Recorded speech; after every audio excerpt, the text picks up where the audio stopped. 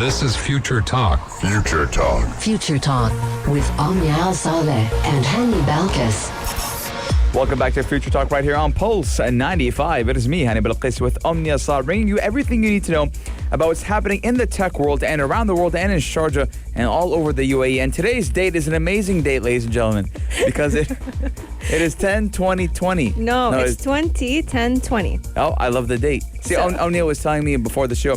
She's like, "Honey, today's date is unique." Yeah, two dates were actually pretty cool this month. We had the 10-10-20, and now it's the 20-10-20. And you're never ever gonna get them again. Ever again? No. No. Oh well. I mean, guess you only get 2021, and thank God we only get it once. Thank God. If people sometimes I feel people think when we go to 2021, COVID-19 expires. It's done. Expiration day is over. It's like the level is over by then. But speaking about COVID-19, the UK Space Agency has filed COVID-19 tests which were done by a drone. Yes, indeed. So now we're actually doing our testing not by using manpower, but rather by transporting Fly them. power. Yeah, basically. Transporting them with drones. Around the world, Google is also making headlines because it has planned to kill an application that lets you contact your loved ones during an emergency. Now, this definitely seems like why would Google do something like this? But there is a very good reason behind this. Now, we have a lot of talk about AR glasses and how they are the future. But forget AR glasses because we're going to be talking about an augmented reality windshield, like something you put on your car.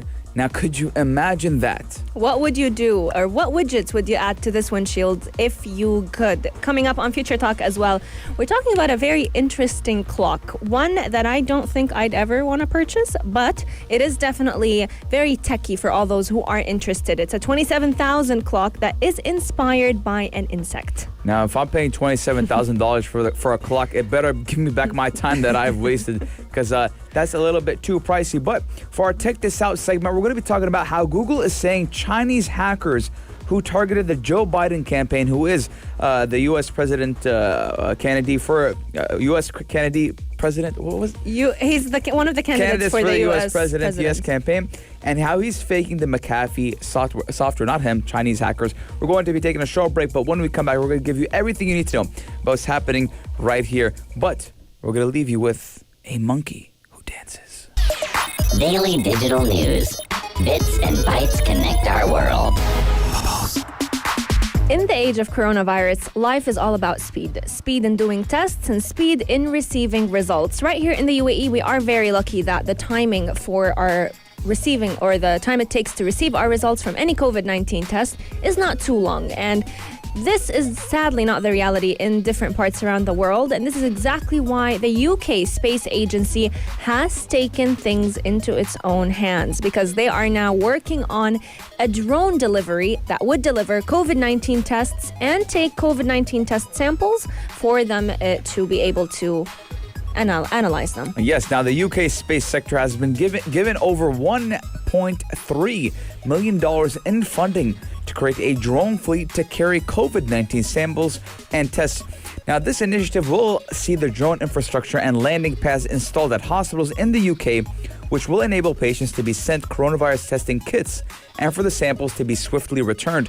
So a couple of years ago, ladies and gentlemen, people were creating, not a couple of years ago, a lot of, like 20, 30, 40, 50 years ago, people were creating helicopter pads for helicopters to transport medical patients. But now we're seeing drones being used and drone pads being used on hospitals. Now, that is crazy. Now, Omni and I would talk about drones a lot and how they are changing the way of transportation, the film industry, technology in general. And it's amazing to see what we can do with technology. Now, a couple of years ago, drones were a hobby. Yes. To fly a drone was a hobby. And it was a minority. You wouldn't see drones widespread as we see them today. But nowadays, these drones that will be helping in COVID-19 tests will basically be able to carry samples, test kits, and even personal protective equipment. So once you receive the drone, you are receiving a full COVID-19 care package. Now, it is hoped that the use of this drone will avoid all the call-out waiting times. It's going to free up a lot of the staff that is working in hospitals, but also reducing unnecessary physical contact, which will mean that we are reducing the risk of people contracting the virus. Now, we've seen this evident recently whenever we were using robots to do COVID-19 tests. tests. But now with these drones, I feel like everyone could basically do the swab at their own home with optimal safety. Yes, it does reduce a lot of time. That's number one. Number two, reducing the risk of transmission of COVID-19, because obviously there is less human-to-human contact. But the UK Space Agency is also backing something called DriverNet, which is a mobile app that will use satellite technology to provide access to more affordable community transport for people who do wish to go and come from COVID-19 care providers. Now, it will use AI to batch patients by their geolocation and send it to the NHS workers and patients a text when shuttle services are available in that area. So basically, you don't have to go on that public transportation. There's going to be a shuttle which is designated and specified for people, for COVID-19 patients to go and come from hospitals, care centers, etc. I love this because we are basically cutting down on time enormously, but also ensuring the patients, the safety of the patients and nurse practitioners, doctors, any staff that works in a healthcare facility. Much of this space-enabled technology also removes the need to move people, whether this is patients, healthcare practitioners, or even couriers. So instead, we can basically use these drones to move samples, to move equipment, or even to basically have satellites bring us information back to the hospitals. So this will also help COVID-19 testing samples reach many of those isolated communities that we hear about, whether it's islands or even third world countries that don't necessarily have enough funding to create and to conduct COVID-19 tests. Now, going back to that DriverNet app, I do believe it's great for COVID-19 tracing because if, let's say, for example, I think I have COVID-19 and I go on one of these shuttles and someone who has COVID-19 is on that shuttle and then I have to do a retest. It does give you that type of safety and security and comfort. But let's talk about Google Omnia. Yes. Yes. They've decided to kill an application that might have just brought comfort to many people, especially if you are, if you have a loved one who struggles with chronic diseases, needs caretaking quite frequently.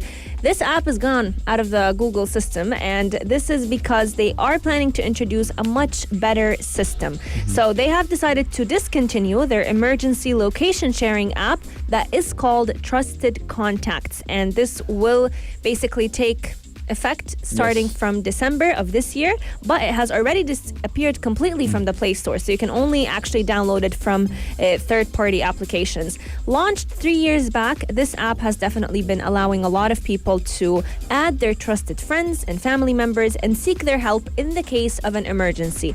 The way it works is very similar to the emergency contacts that is found on any iPhone. So for those of you who don't know, there's a health app on the iPhone where you can actually go ahead and set up the names of any person that you want to be as your emergency contact. If, God forbid, you get into a car accident, the phone it has a passcode. So healthcare professionals can actually access the emergency contacts without needing to unlock your iPhone. Now, also, the contacts could request a status update to see if you're all right, and you can respond with your location to reassure them. Now, let's say, for example, I'm going out to a location or to a different city or even to a different country, and my mom or my dad, they want to keep track of me. So they can ping me every couple of hours or even minutes, and I reply with a status update that I'm okay.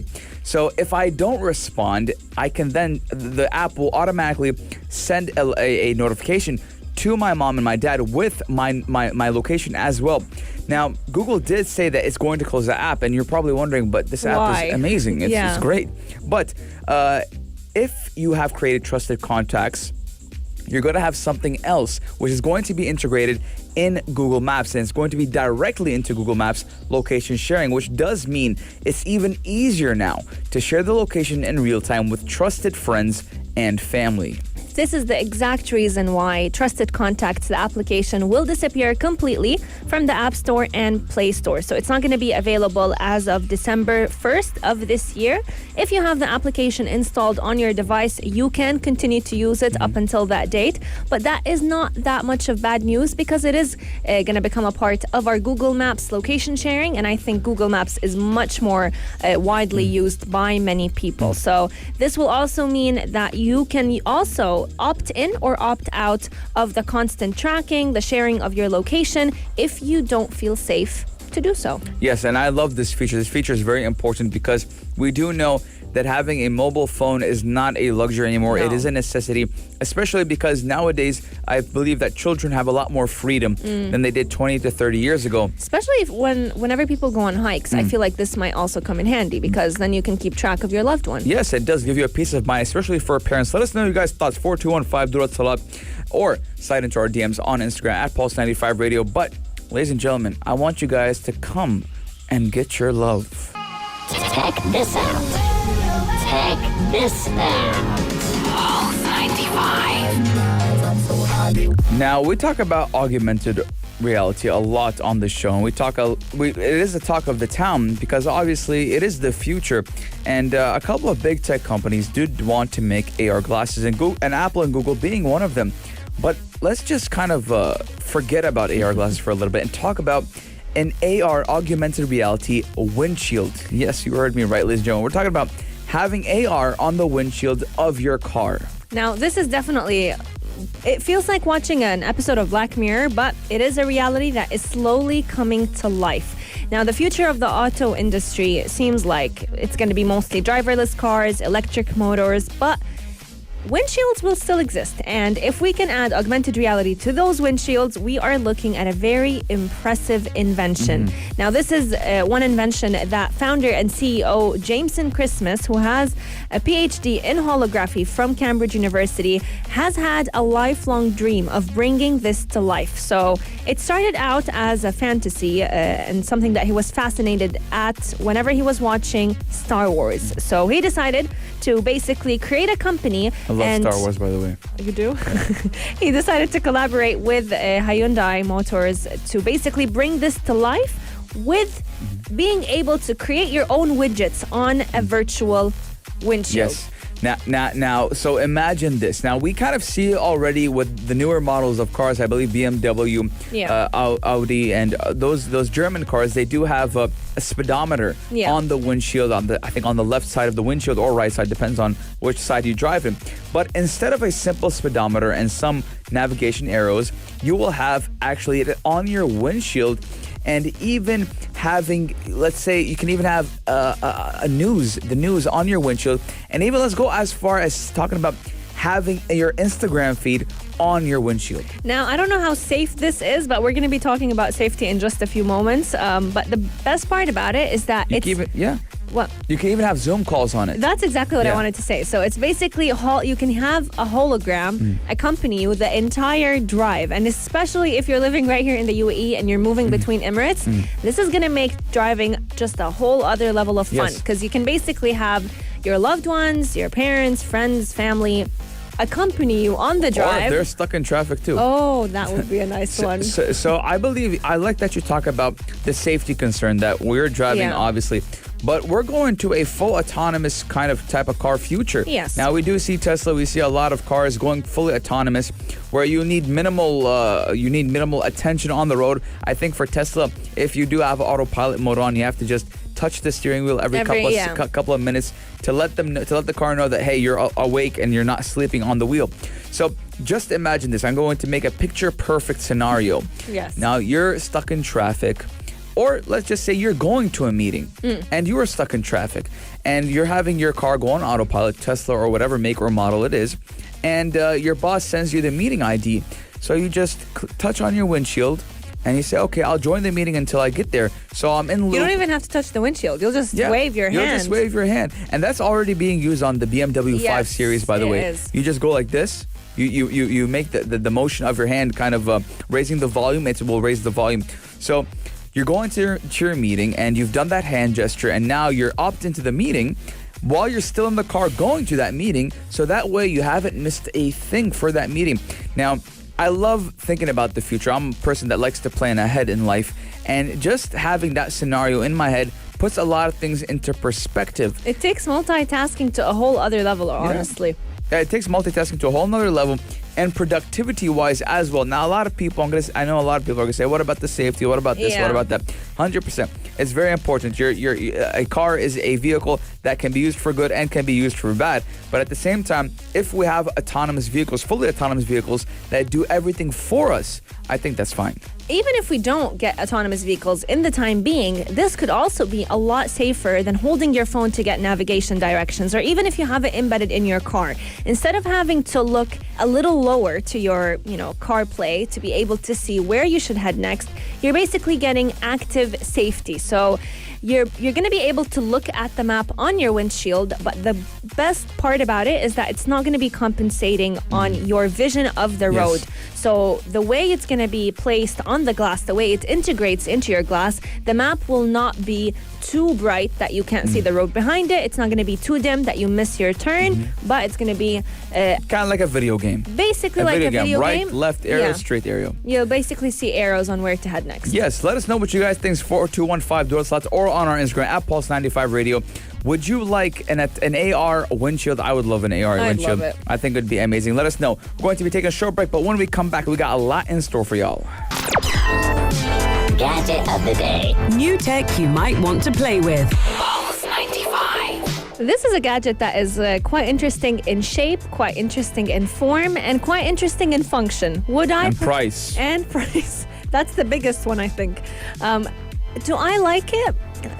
One reason is the price, but another is the shape. We're talking about a $27,000 clock that has been inspired by the shape of an insect. Yes, and it is a minimalist clock that face suspended between three delicate insect-like legs. So basically, it kind of looks like...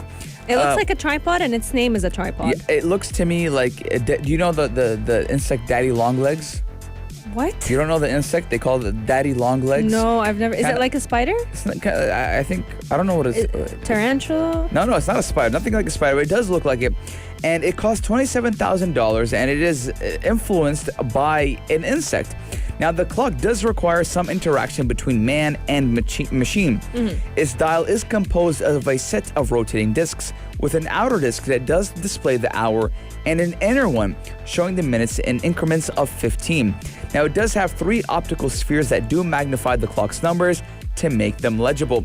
Now, I'm looking at it, and it does look like an insect. When you look deeper into it, outside, it does look like an insect. It looks like a spider to me. Yeah, and when you look at the eye, or they call it the eye of the clock, it does look like eyes of an insect. Now, I want to know one thing and one thing only. Yeah. If I buy this clock for $27,000, am I going to get all the time that I lost in my life? Am I going to get it back? I wish. I wish. Because for $27,000, that's a big, hefty price tag. It should quite literally buy you time. But this insect, it does look like an insect, ladies and gentlemen. Please go ahead and check it out. It's called Tripod.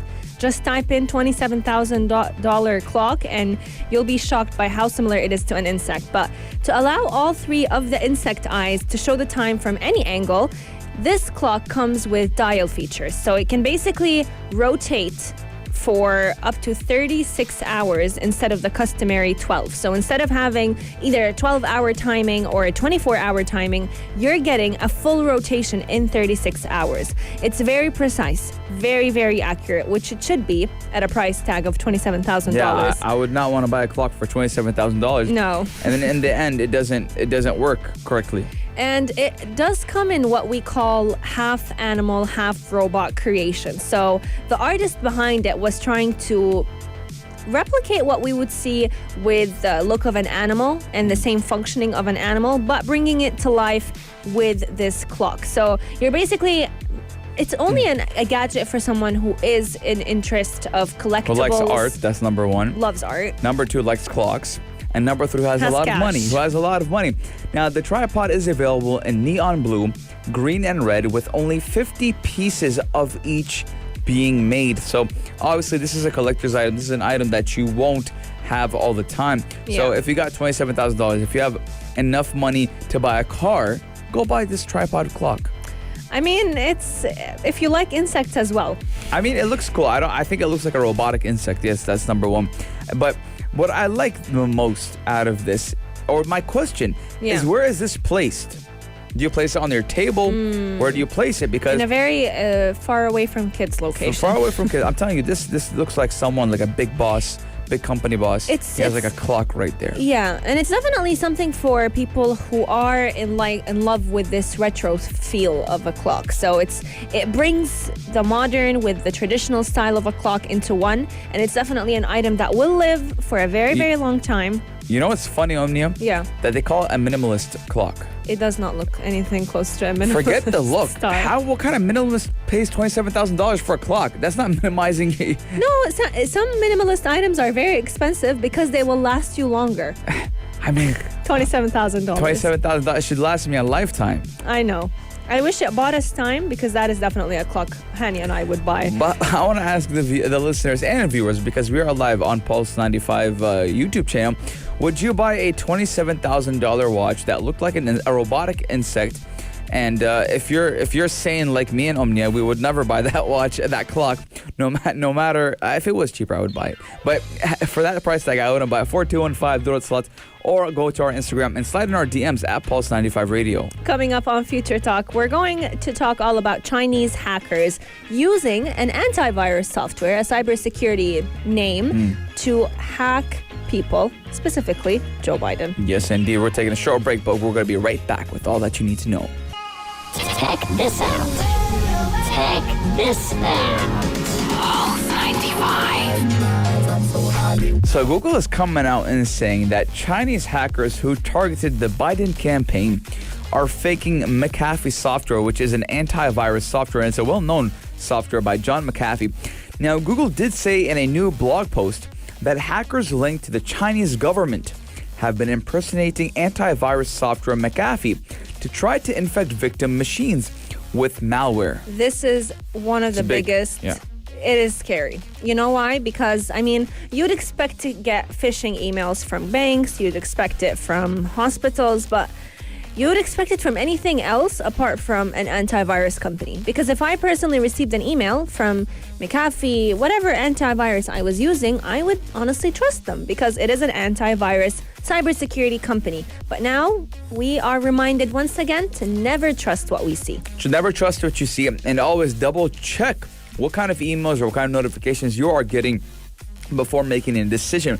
Now, the group, which Google does refer to as APT31, would email links to users, which would then download malware hosted on GitHub, which was allowing the attacker to upload and download files and even execute commands.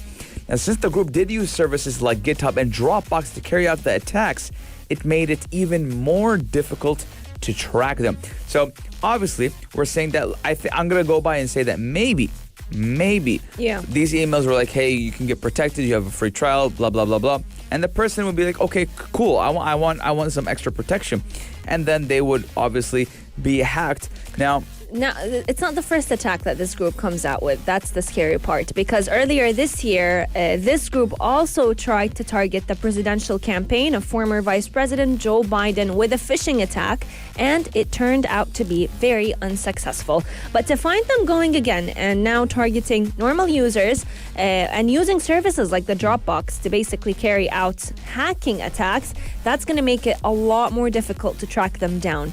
Every malicious piece of this attack was hosted on legitimate services, which makes it harder for defenders to rely on network signals for detection.